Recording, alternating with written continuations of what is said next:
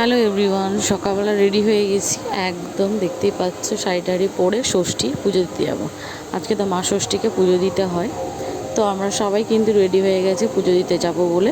দেখো আমার কাকিমণিও কিন্তু রেডি, আমরা প্রসাদ নিয়ে ফুল নিয়ে ধূপ মোমবাতি নিয়ে একদম পুজো মণ্ডপে চলে এসেছি। এটা কিন্তু আমার ঘরের একদম পাশেই, এখানে ঠাকুর ওঠে আমার দিদার বাড়িতে, তো এখানে এসেছি আমরা পুজো দিতে।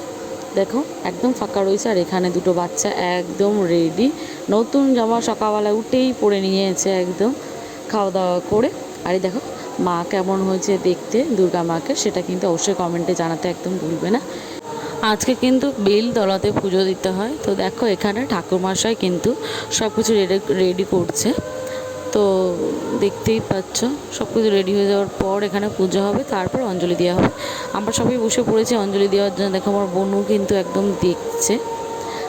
এখানে আমি রয়েছে, আমার কাকিমণি রয়েছে, মা রয়েছে, আরও সবাই আছে পাড়ার।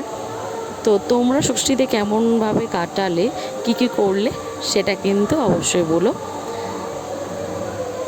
পুজো 4টে দিন কিন্তু আমরা খুব ভালোভাবে কাটাই এখানে। আমি একটু একটু করে ভিডিও দেবো রোজ, আপনারা দেখতে পারবেন। আর এটা হচ্ছে কি, বাইরে হয়তো কোনো ভয়েস পাবে, কারণ এখন চারিদিকেই মাইক চলছে, তো ওই জন্য সব আওয়াজ পেতে পারো তোমরা, সেটাকে ইগনোরই করো। দেখো খুব ভালোভাবে আমাদের আজকে পুজো দেওয়া কমপ্লিট হয়ে গেছে, যেহেতু 11টা অবধি পুজো হবে মা ষষ্ঠীর, তাই আমরা একদম সকাল সকাল উঠে বাড়ির সব কাজবাজ কমপ্লিট করে নিয়ে আমরা পুজো মণ্ডপে পৌঁছে গিয়েছিলাম। প্রচুর পরিমাণে ভিড় হয়েছে, প্রচুর মানুষ এখানে অঞ্জলি দিচ্ছে। দেখো সব কাকিমারা রয়েছে, বৌদিরা রয়েছে, আর আমাদের পুজো দেওয়া কমপ্লিট। এবার আমরা বাড়ির দিকে যাচ্ছি। ভিডিওটা ভালো লাগলে অবশ্যই লাইক, শেয়ার, সাবস্ক্রাইব করে দিও।